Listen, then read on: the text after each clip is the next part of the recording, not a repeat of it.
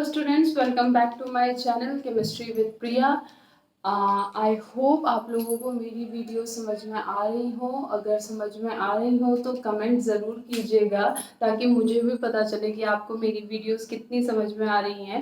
मैं कोशिश कर रही हूँ कि आपको ज़्यादा से ज़्यादा सिंपल वे में कोई चीज़ समझा सकूँ ताकि वो आपके आगे चल के कॉम्पिटिटिव एग्ज़ाम में भी हेल्प आ सके।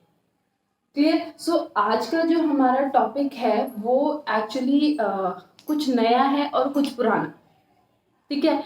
उस टॉपिक में कुछ चीज़ें तो आपको ऐसा लगेगा अरे ये तो हमने 9th में भी पढ़ा था। ठीक है, लेकिन था क्या वो याद नहीं है। और कुछ बच्चे होंगे जिनको याद भी होगा। ठीक है, लेकिन वो उसको लर्न के फॉर्म में याद होगा, समझने के फॉर्म में याद नहीं होगा। ठीक है, तो ऐसे टॉपिक आज हम लोग पढ़ने वाले हैं जिसमें कुछ पुराने टर्म्स हैं और कुछ नए टर्म्स हैं। और जो नए टर्म्स हैं वो तो अगर समझेंगे नहीं तो आप अपना सिर खुजाने लगोगे। ठीक है, आप कहने लगोगे कि ये है क्या, हम इसको कैसे सॉल्व करें। क्लियर। तो आज की वीडियो का जो टॉपिक है वो क्या है, that how to express the concentration of a solution, the different ways to express the concentration of a solution। एक सॉल्यूशन के कंसंट्रेशन को हम कैसे कैसे एक्सप्रेस कर सकते हैं ये आज के इस वीडियो में पढ़ने वाले हैं। क्लियर। तो लास्ट तक ये वीडियो देखना मत भूलना क्योंकि इससे रिलेटेड न्यूमेरिकल्स काफ़ी आते हैं और न्यूमेरिकल्स हम तब कर पाएंगे जब हमें कॉन्सेप्ट क्लियर होंगे। Clear? So now without any delay, let's start the topic.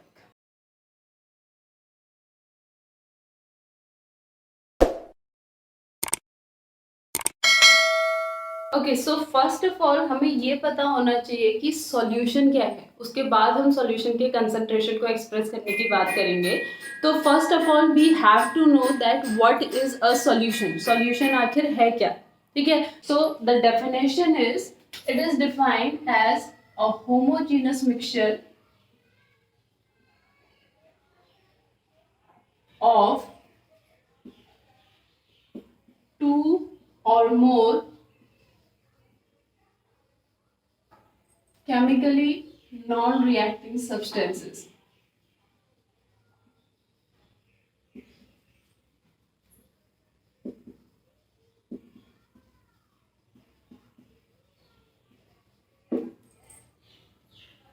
Clear.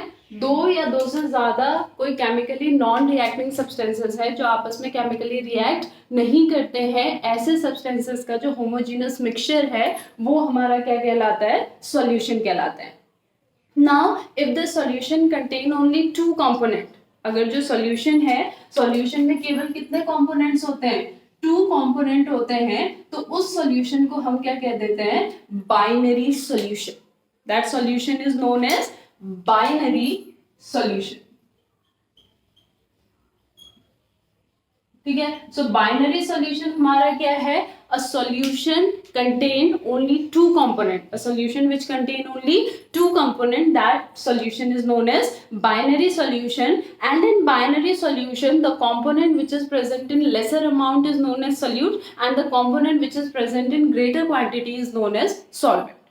ये जो बाइनरी सॉल्यूशन है इसमें दो कंपोनेंट होते हैं जिसमें से एक कंपोनेंट जो कम अमाउंट में प्रेजेंट होता है उसे तो हम सॉल्यूट कहते हैं और जो ज्यादा अमाउंट में प्रेजेंट होता है उसे क्या कहते हैं, हम सॉल्वेंट कहते हैं। ठीक है, suppose you are making a sugar solution. ठीक है, आप एक शुगर सॉल्यूशन बना रहे हो, आपने क्या किया, 10 ग्राम शुगर ली एंड वहां पे 250 ml वाटर लिया।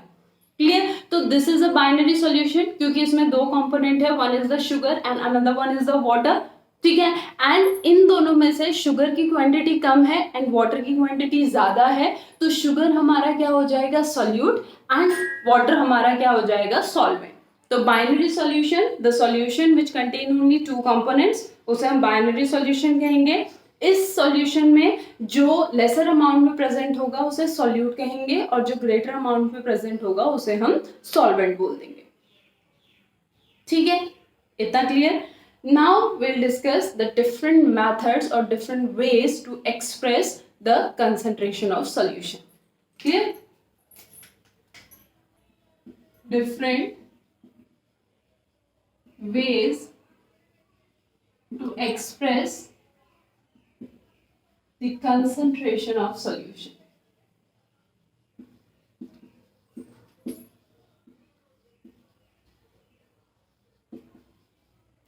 ठीक है, तो इसमें जो सबसे पहला है वो है हमारा मास परसेंटेज.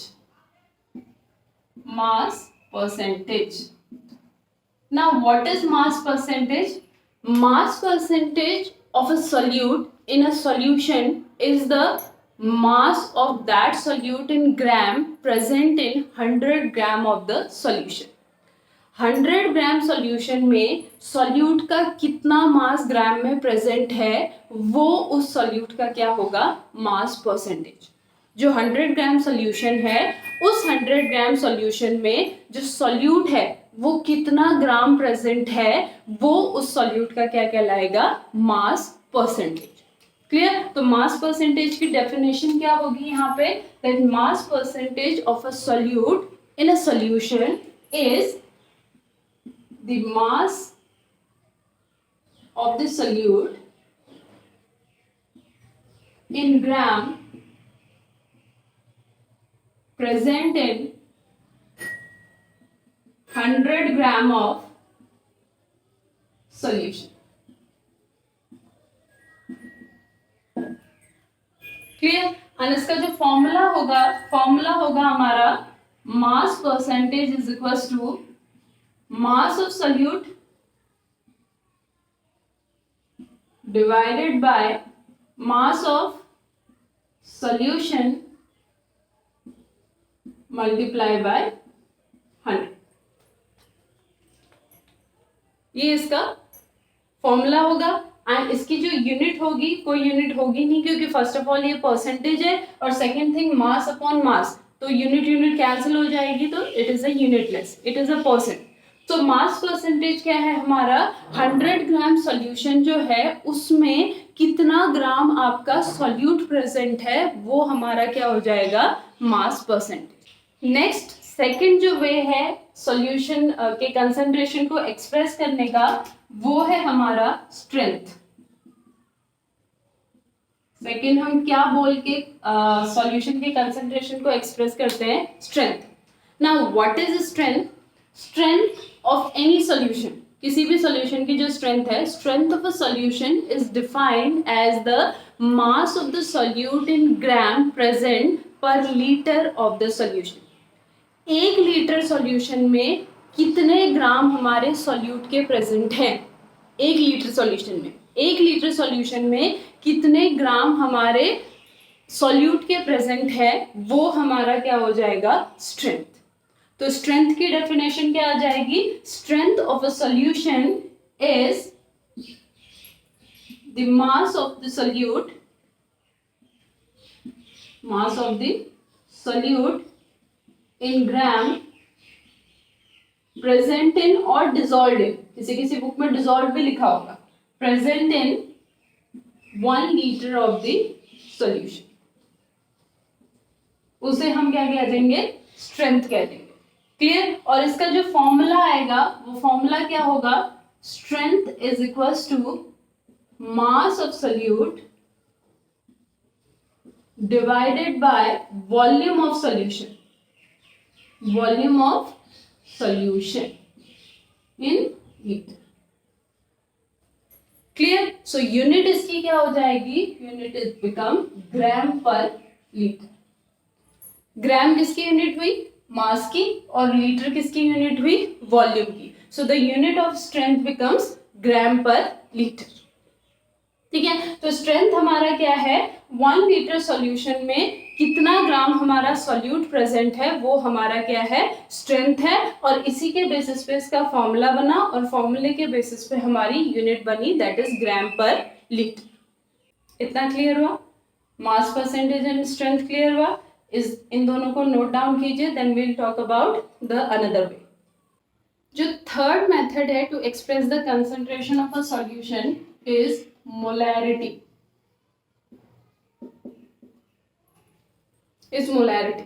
अब मोलैरिटी क्या है, molarity of a solution is defined as the number of moles of the solute present per litre of the solution.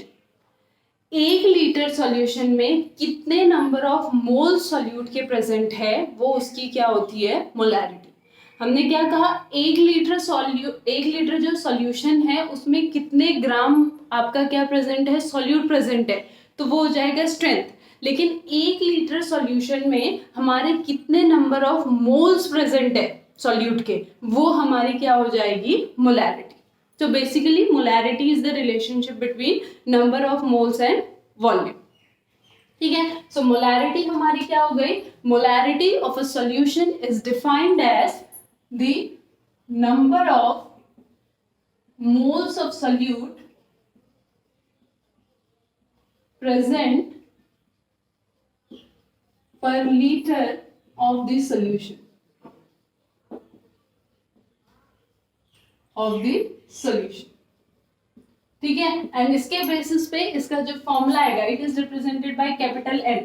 Molarity को हम कैपिटल एम से रिप्रेजेंट करते हैं। Capital M equals to number of moles of solute divided by volume of solution in litre.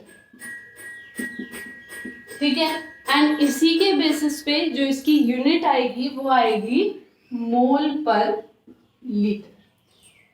ठीक है, because number of moles वो उसकी unit हो जाएगी mole, quantity of any substance that is mole divided by litre.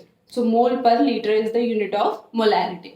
Now the fourth one is molality. Fourth हमारा क्या है, molality. Molality and it is represented by small m। ये small m से represent होता है। ठीक है, now what is molality?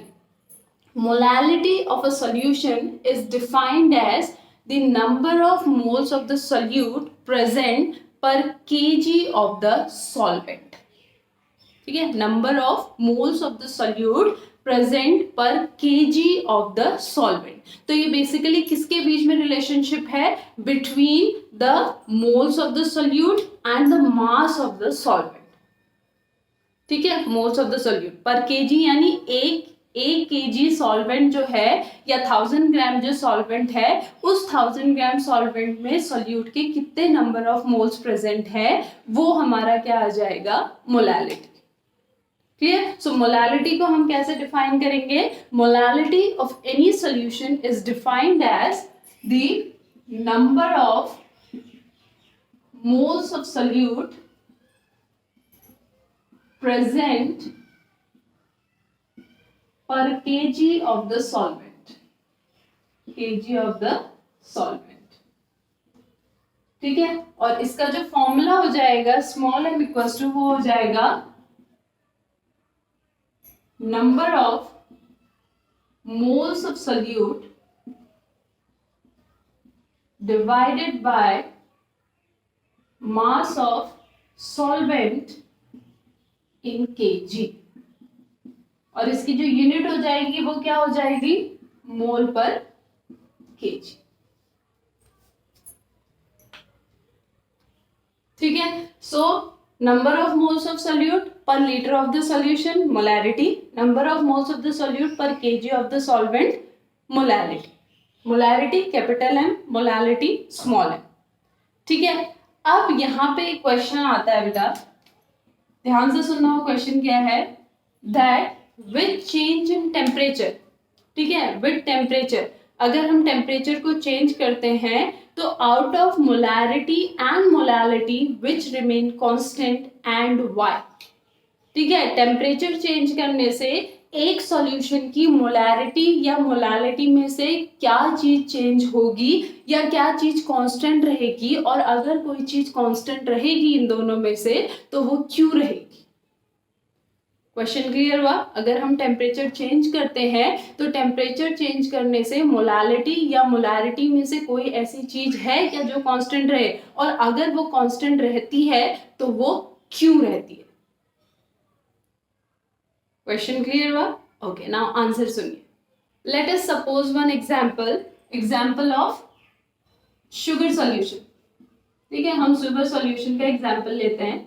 Now in sugar solution the solute is sugar and the solvent is water.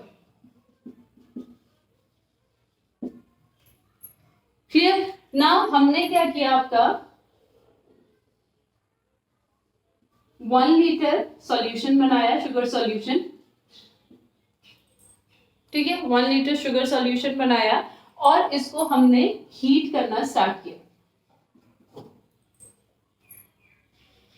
Clear. इसको हमने हीट करना start किया. ठीक है. सपोज जो शुगर के यहाँ पे नंबर ऑफ मोल्स थे, ठीक है, जो शुगर के नंबर ऑफ मोल्स थे, सपोज वो 30 थे. सपोज, ठीक है, जो शुगर के नंबर ऑफ मोल्स थे वो 30 थे. ठीक है, स्टार्टिंग में शुगर के नंबर ऑफ मोल्स 30 थे. तो मोलैरिटी यानी कैपिटल एम क्या हो जाएगा, number of moles that is 30 upon 1 litre. 30 upon 1 litre यही होगा, क्योंकि 1 लीटर सॉल्यूशन है. ठीक है. और मोलैलिटी क्या होगा, molality equals to 30 upon mass of the solvent.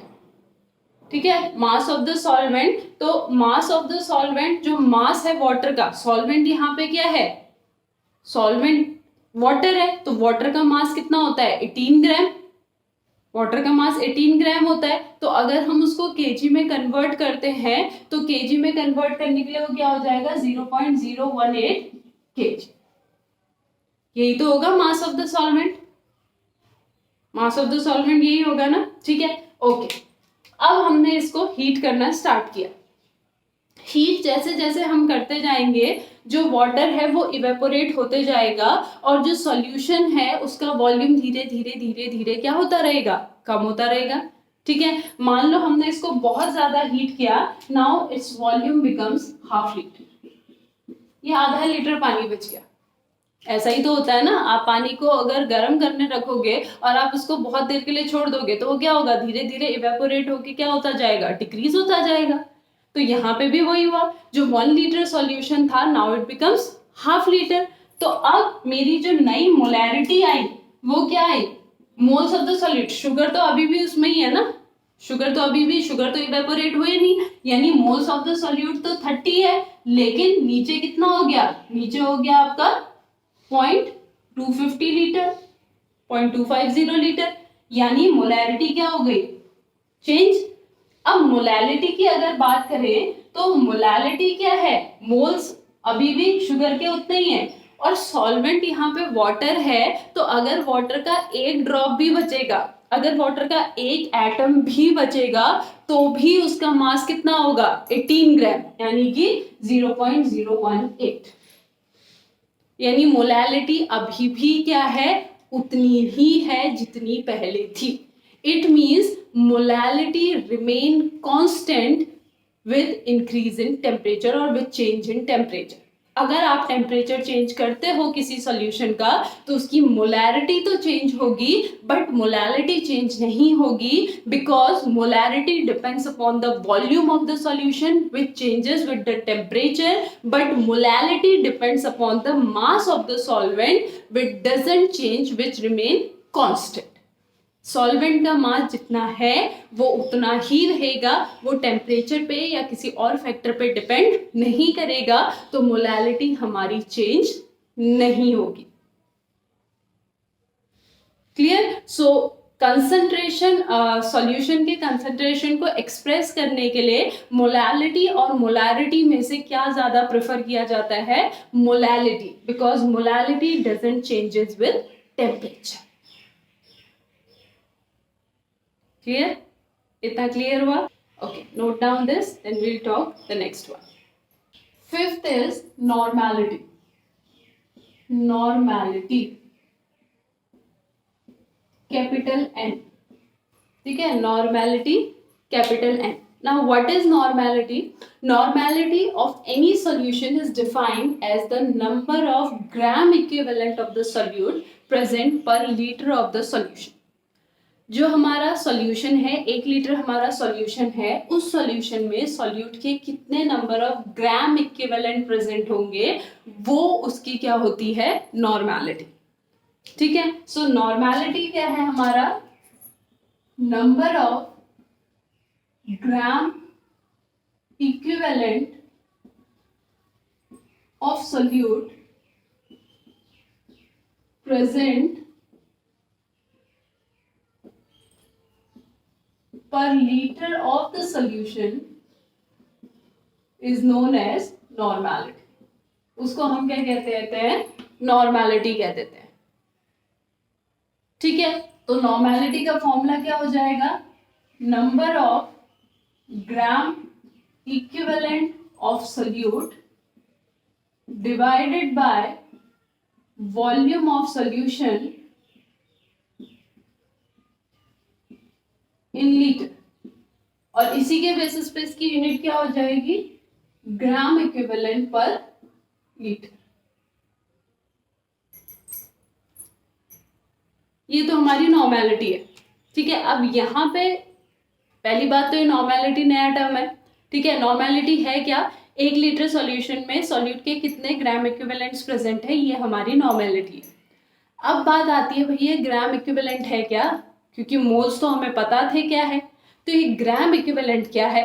तो जो ग्राम इक्विवेलेंट है ना बेटा, ग्राम इक्विवेलेंट, ये ऐसा कुछ नहीं है, भयंकर कुछ नहीं है.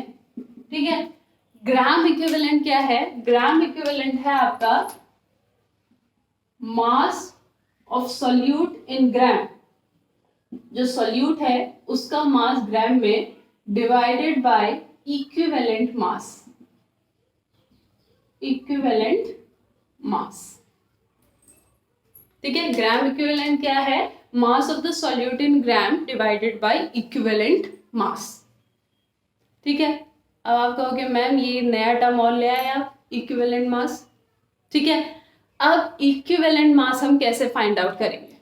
ठीक है, तो अब बात करेंगे हम किसकी? इक्विवेलेंट मास की. और बेटा ये बहुत इंपॉर्टेंट है, तो इसको ध्यान से सुनना. ठीक है, इक्विवेलेंट मास हमारा क्या है? हमारा किसी भी सब्सटेंस का equivalent mass of any substance is equal to the mass of that substance which displaces और which can combine with exactly 1 gram of hydrogen और 8 ग्राम ऑफ ऑक्सीजन और 35.5 gram of chlorine.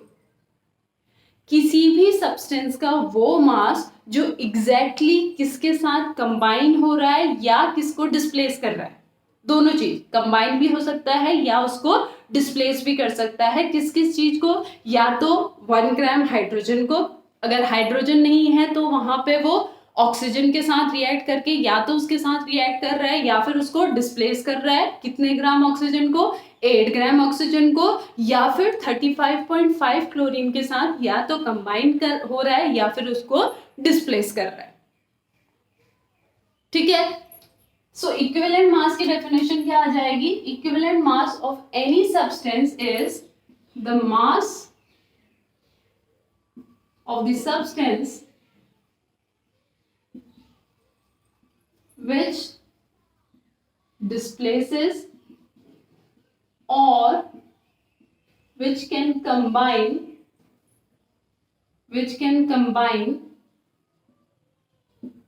exactly with 1 gram of hydrogen or 8 gram of oxygen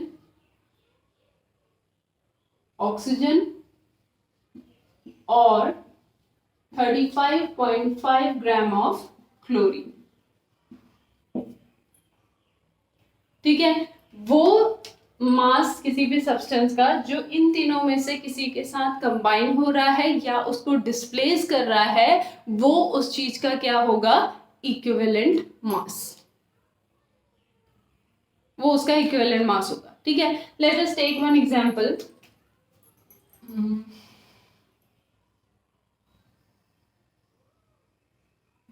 Zn plus H2SO4 gives ZnSO4 plus H2. ये reaction हुई यहाँ पे क्या किया? Zinc ने hydrogen को डिस्प्लेस किया ना. जिंक ने हाइड्रोजन को डिस्प्लेस किया, that's why it is a displacement reaction. ठीक है, तो जिंक ने हाइड्रोजन को डिस्प्लेस किया, तो देखो बेटा 1 मोल ऑफ जिंक.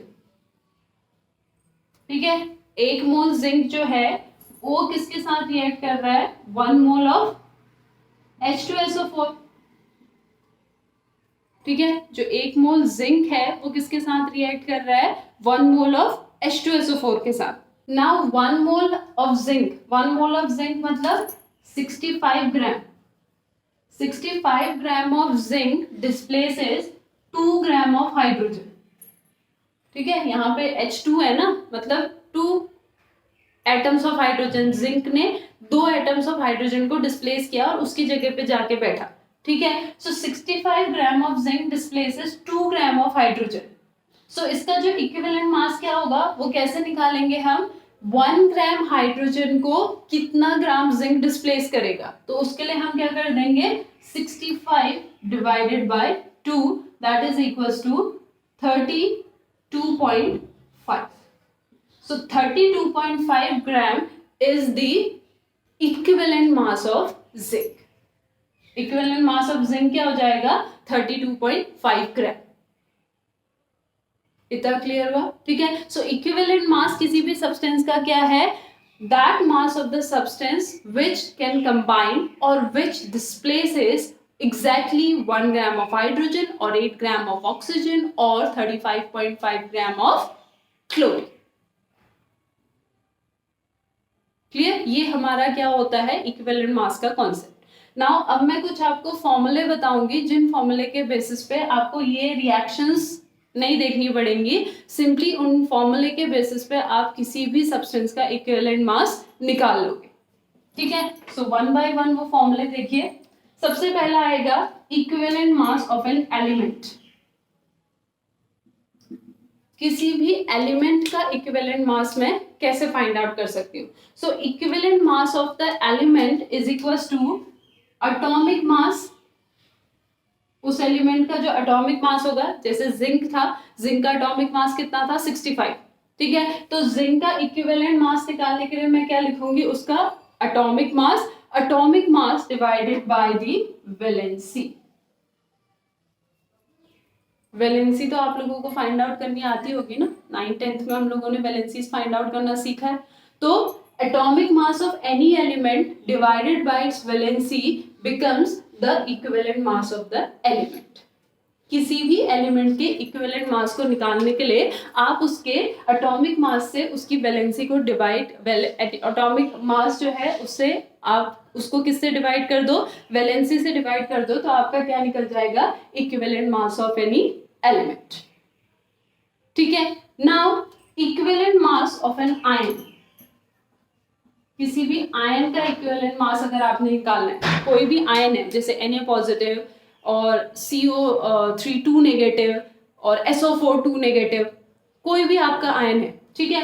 कोई भी आपका आयन अगर प्रेजेंट है तो उसका अगर आपने इक्विवेलेंट मास निकालना है तो वो आएगा मास of the ion divided by charge on the ion, charge on the ion,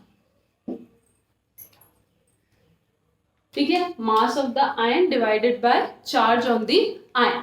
for example अगर आपने CO3 2 नेगेटिव का निकालना है, ठीक है, तो पहले तो आप इसका मास निकालोगे। इसका मास कैसे निकलेगा? 12 + 3 × 16, ठीक है। 12 + 3 × 16 एंड डिवाइडेड बाय 2, बिकॉज इसके ऊपर जो चार्ज है वो कितना है हमारा? 2। So equivalent mass of any ion is equals to mass of that ion divided by charge present on the ion. ये हमारा क्या निकल जाएगा? किसी भी आयन का इक्विवेलेंट मास निकल जाएगा। क्लियर? नाउ नेक्स्ट अगर हम बात करें the equivalent mass of any acid, किसी एसिड है like H2SO4, HCl and CH3COOH, ठीक है, कोई भी हमारा एसिड है, अगर उसका आपने इक्विवेलेंट मास निकालना है लाइक H3PO4 फॉस्फोरिक एसिड, ये अगर आपने निकालना है तो उसका जो फॉर्मूला होगा वो क्या होगा? दैट मॉलिक्यूलर मास, जो एसिड का मॉलिक्यूलर मास होगा लाइक HCl होगा तो वो कितना होगा? 35.5 + 1 that is 36.5। So molecular mass of that acid divided by basicity of acid, acid की बेसिसिटी से। अब बेसिसिटी क्या होती है किसी भी एसिड की? जो एसिड हमारा प्रेजेंट है उस एसिड के एक मॉलिक्यूल में कितने डिस्प्लेसेबल हाइड्रोजन आयन प्रेजेंट है, H पॉजिटिव आयन प्रेजेंट है, वो उसकी बेसिसिटी होती है। ठीक है, for example in case of HCl कितने H पॉजिटिव आयन एक मॉलिक्यूल दे सकता है हमें? 1, तो इसकी बेसिसिटी कितनी हो जाएगी? 1। इन H2SO4 एक मॉलिक्यूल हमें 2H पॉजिटिव आयन दे सकता है, तो इसकी बेसिसिटी कितनी हो जाएगी? 2। ठीक है, so what is basicity? Basicity is the number of displaceable H positive ion in one molecule of the acid, वो हमारी बेसिसिटी होती है। ठीक है, सो एसिड का इक्विवेलेंट मास कैसे निकलेगा? Molecular mass divided by the basicity.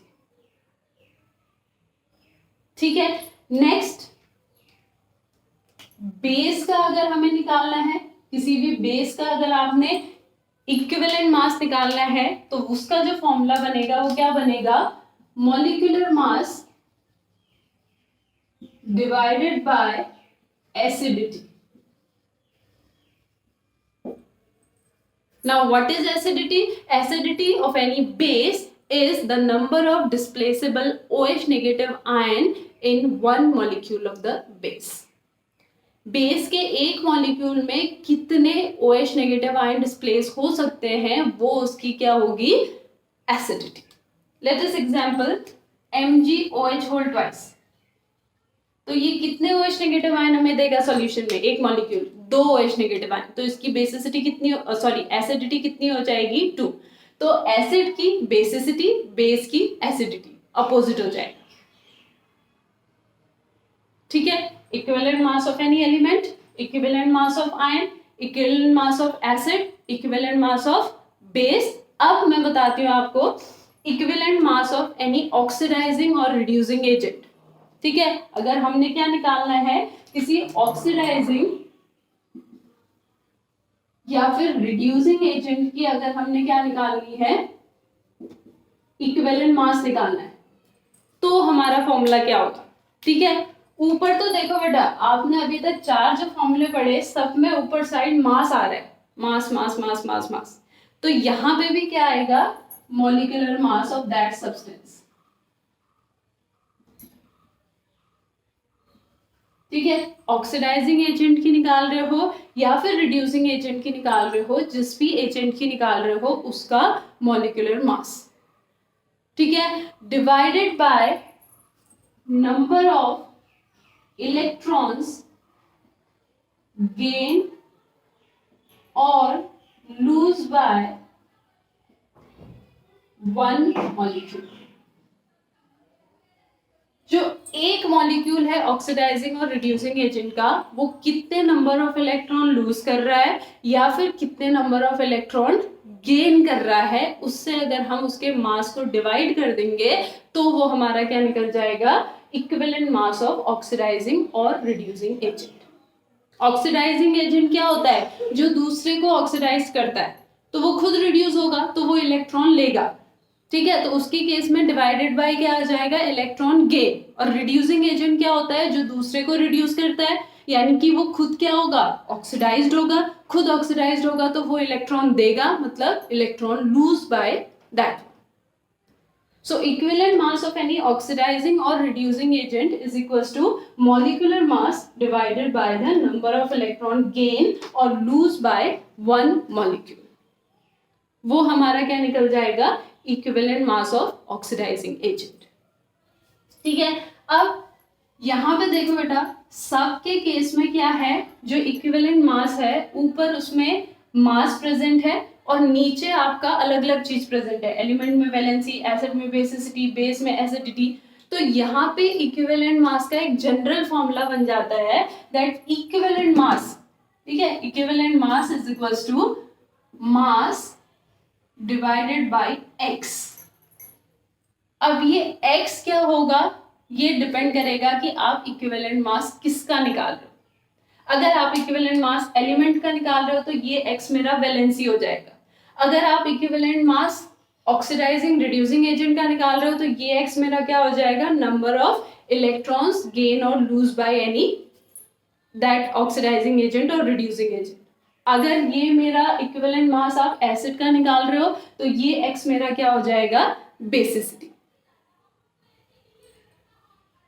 Clear? तो ये हमारा नॉर्मेलिटी है बेटा, which is a very new topic for you and important topic for you.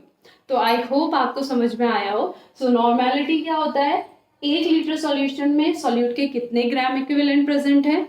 Gram equivalent क्या होता है, मास of the solute in gram divided by equivalent mass, और equivalent mass हमारा ये है। क्लियर? अब देखो, ओके, वन थिंग यहाँ पे एक और रह गई, equivalent mass of any salt.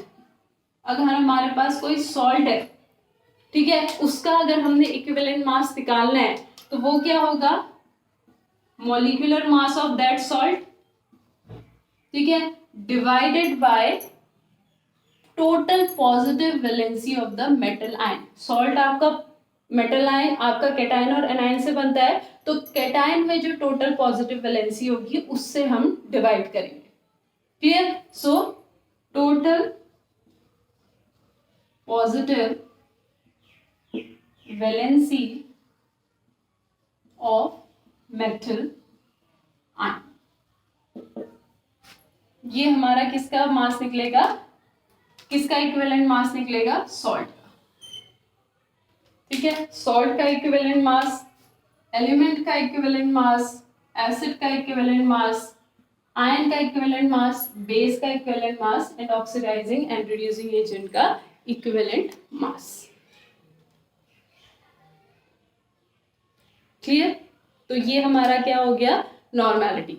अब एक और वे है जिससे हम किसी भी सॉल्यूशन के कंसंट्रेशन को एक्सप्रेस कर सकते हैं। Sixth way to express the concentration of a solution is mole fraction. Mole fraction, ठीक है, इज मोल फ्रैक्शन। अब मोल फ्रैक्शन क्या है, mole fraction of a solute in a solution is the number of moles of the solute present in total moles of the solution। ठीक है, यानी ये एक बेसिकली फ्रैक्शन है जिसमें हम क्या करते हैं, जिस भी कंपोनेंट का आपका मोल फ्रैक्शन निकाल रहे हैं उसके मोल से टोटल मोल्स को अगर डिवाइड कर दे तो वो हमारा क्या निकल जाएगा, मोल फ्रैक्शन। ठीक है, so mole fraction of any component in a solution, किसी भी कंपोनेंट का जो मोल फ्रैक्शन है वो क्या है, moles of that component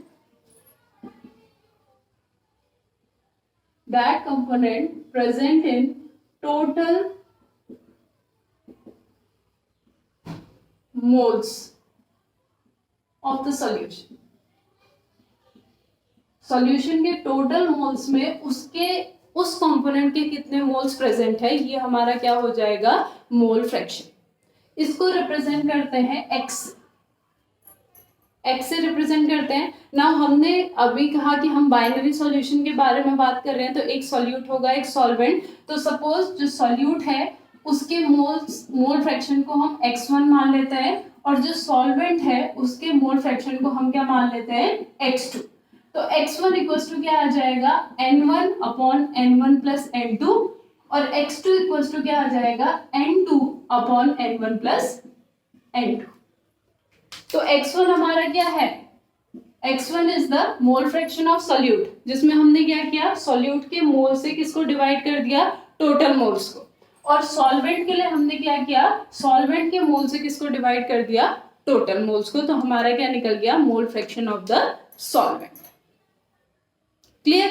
and always हमेशा याद रखना that x1 plus x2 is equals to 1।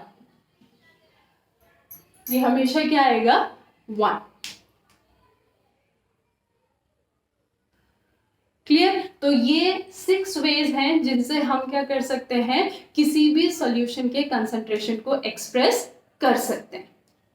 Clear? अब 2 इक्वेशन यहाँ पे आप लोगों ने ध्यान रखनी है जो आपके न्यूमेरिकल पॉइंट ऑफ व्यू से काम आएगी। एक तो है आपका मोलैरिटी इक्वेशन और एक है आपकी नॉर्मेलिटी इक्वेशन। ठीक है, मोलैरिटी इक्वेशन आपकी क्या है, मोलैरिटी इक्वेशन है आपकी m1v1 is equal to m2v2।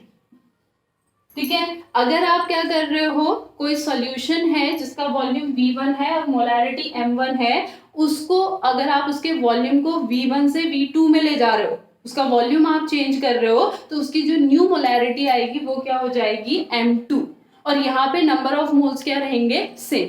तो m1v1 is equal to m2v2। और दूसरी आती है हमारी नॉर्मेलिटी इक्वेशन। सो नॉर्मेलिटी इक्वेशन हमारी आएगी n1v1 is equal to n2v। ठीक है, ये दो इक्वेशन है जो आपके न्यूमेरिकल पॉइंट ऑफ व्यू से काफी इंपॉर्टेंट है। क्लियर? तो ये हमारा आज का टॉपिक था। और चीजें यहाँ पे काफी इजी हैं, जो समझना यहाँ पे थोड़ा सा डिफिकल्ट है वो है हमारा नॉर्मेलिटी और इक्विवेलेंट मास। तो उसको ध्यान से समझिएगा, अगर कोई डाउट है तो वो जरूर मुझसे पूछिएगा। I'll meet you in the next video with the new topic. Thank you so much.